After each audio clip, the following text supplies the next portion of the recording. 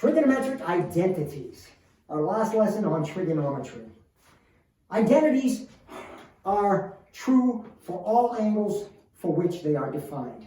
Okay? Again, in starting this, the unit circle is going to come in handy. So let's draw it again, my lousy circle. Well, that's better do something like drawing. Okay, unit circle, unit circle. Remember, unit circle, center at the origin, radius 1, x squared plus y squared equals 1 squared. For any angle theta, y, x is cosine theta, y is sine theta. X squared plus y squared equals 1. What does that mean? That means cosine squared theta plus sine squared theta equals 1. I'll write it the other way just because it looks neater to me. All right? This is the first. And by the way, sine squared theta, that means the sine of theta all squared, not the theta squared. All right? The sine of theta all squared. This is the convention by which we choose to write it. Sine squared theta plus cosine squared theta equals 1. Since sine and theta are defined for all angles, negative infinity to infinity, that is true for all angles. Okay? Because we have a right triangle here. X squared plus y squared equals 1, unit circle. Therefore, sine squared theta plus cosine squared theta must equal 1. That is the first identity. That is often called a Pythagorean identity for the obvious reason. All right? I know, if there's anything that you know, it's the Pythagorean theorem. For some reason, that seems to stick with kids. Okay, now, there are two other Pythagorean identities. I have never memorized them. You don't need to either. But you'll be able to write them down just as easily as if you had memorized them. For instance, take this one, divide everything by cosine squared theta. You know sine divided by cosine is tangent. So, if you're dividing by cosine squared, you got tangent squared. Cosine squared by cosine. 1 over cosine is secant. So, boom, boom. There's the second Pythagorean identity. All right, the third. If you take this first one and instead of dividing by cosine squared, divide by sine squared, you get 1 plus cotangent squared theta equals cosecant squared theta. So those are your three Pythagorean identities. The first three trigonometric identities that we will consider. Now, very important here, because that one combined with another pair enables us to derive all the others if we should forget them at some point. Okay? So now let's take a look at the addition formulas. I'm going to wipe this out. I'm going to move this first one over to here. Sine squared theta plus cosine squared theta equals 1. Okay, now the addition formulas. The addition formulas are as follows, and the subtraction as well. I'm using 3 there. All right? The sine of, remember I told you these are dummy variables. Instead of theta or whatever, I'll use a plus b. Many of the books use the same way. The sine of a plus b. Well, that's sine A cosine B plus cosine A sine B. If this were subtracted, the sine of A minus B, well then that would be minus. Now, when is something like this handy? Suppose you need to find the exact value of the sine of some angle that's not one of the standard angles, but you can write it as a sum or difference of standard angles. Suppose I needed to find, for example, the sine of 7 pi over 12. All right, not a standard angle. But can I write that as a sum or difference of standard angles? Yes, I can. Because 7 pi over 12 is 3 pi over 12 plus 4 pi over 12. And 3 pi over 12 is pi over 4. And 4 pi over 12 is pi over 3. So the sine of 7 pi over 12 is the sine of pi over 4 plus pi over 3, which is sine pi over 4 cosine pi over 3 plus cosine pi over 4 sine pi over 3. And if you haven't memorized that table I gave you in the last lesson yet, you will soon, and you'll remember that this is the square root of 2 over 2, and the cosine pi over 3 is 1/2. Again, the square root of 2 over 2, the sine of pi over 3 is the square root of 3 over 2, and you'll be able to get that exactly. It's not pretty, but it's exact. Okay? So, that is a use of a trigonometric addition formula. And of course, since we have a formula for sine, it stands to reason we should have one for cosine as well. Cosine of A plus B. Well, that's cosine A, cosine B, plus minus sine A, sine B. And as you might expect, if you were to reverse the sign here, if it was the cosine of A minus B, it would then be plus over here. Okay. Now, that's the trigonometric addition formula. If you were to do one simple thing here, see, suppose I want a double angle formula. The sine of 2A. Well, if I don't remember that formula, and you should, because this formula is going to come up not only in the rest of this course, but frequently in Calculus 2 as well. Okay? If I don't remember the double angle formula, I can just turn this into A plus A. And what would I get? Sine A cosine A plus sine A cosine A. In other words, 2 sine A cosine A.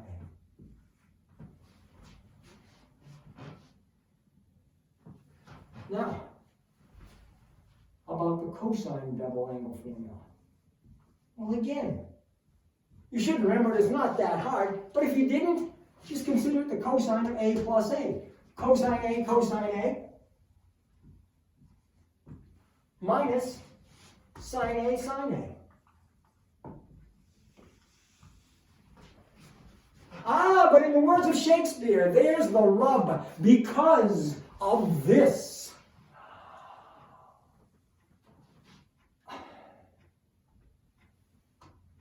There are two more ways to write this. All right? Because cosine squared theta is 1 minus sine squared theta. What do we have here?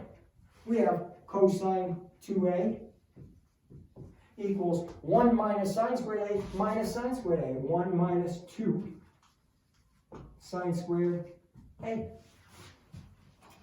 Does our camera go down this low? All right then. There's a third way to write the cosine of 2A. Because sine squared theta equals 1 minus cosine squared theta, we have cosine squared A minus, in parentheses, 1 minus cosine squared 2 cosine squared A minus 1. All right? Putting this and these together, we could get all four of those. And that leads us to another pair of identities, the half-angle formulas. And those come directly from these last two. Okay? Let me rewrite one of these right now. If the cosine of 2A equals 1 minus 2 sine squared A. All right? I can solve this for sine squared A, and I'll get a half-angle formula. Let's add it over here. 2 sine squared A. And subtract this over there. 1 minus the cosine of 2A. And what does that give you? Sine squared A equals 1 minus the cosine of 2A over 2. Again, in the Calculus 2, you'll see that in integration fairly early. That's called the half-angle formula, because if this 2A is one of our standard angles, one that we know, then we can find the sine of half of that angle. Like, for instance, if we wanted to find the sine of pi over 8. All right. we'd use pi over 4 here and we could figure it out. And again, let's write that second version there. Let's change colors. And we have cosine 2a equals 2 cosine squared a minus 1. If I solve this for cosine squared a, let me just bring that over there. 2 cosine squared a equals, all right, and if I'm adding this, so I get 1 plus the cosine of 2a. So cosine squared a equals 1 plus the cosine of 2a over 2. All right, sine squared a is 1 minus the cosine of 2a. Cosine squared a is 1 plus the cosine of 2a over 2. All right, and again, you'll see this when you're trying to integrate that, we don't have a nice easy formula for this, but this one becomes easy. We convert it to that. So that's those are the trigonometric identities, the Pythagorean identities, the addition formulas, the double angle formulas, and the half angle formulas. All that's left for us to discuss now is two laws that you should know. And those are the laws of cosines and sines. The law of cosines and the law of sines. The law of cosines and the law of sines are not limited to just right triangles. For instance, as we mentioned before, everybody knows the Pythagorean theorem. But the Pythagorean theorem is limited to just right triangles. The law of cosines, however, the law of cosines says that for any triangle, and we'll just call these A, B, C, so that the sides are like so. All right, now this works for any pair. As long as you know the lengths of two sides and the measure of the included angle, what we used to call in geometry SAS, I assume they still do. Okay. As long as you know that, here's what the law of cosines tells you. C squared equals A squared plus B squared. Now everybody's yelling out there, the Pythagorean theorem! Okay, but that's not the end of the law of cosines. The law of cosines is C squared equals A squared plus B squared minus 2AB cosine C.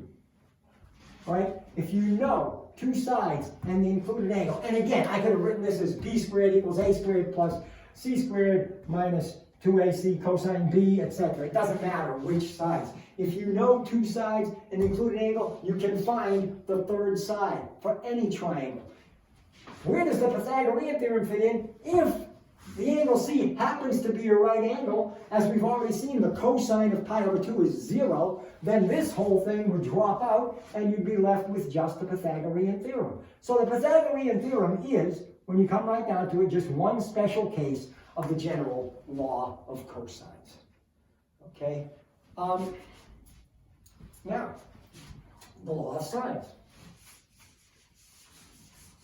The law of sines says this. For any triangle, again, why did I erase it in the first place? Because I'm a dope. A, B, C. The law of sines says that in any given triangle, the ratio between the sine of an angle and the length of the side opposite that angle is constant throughout the triangle.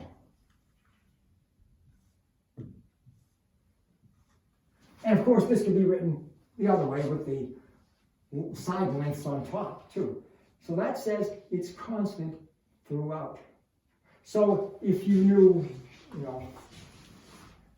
a couple of angles and the side opposite one, you could find the side up. There's a number of things you could do. You could find an angle, or you could find a side,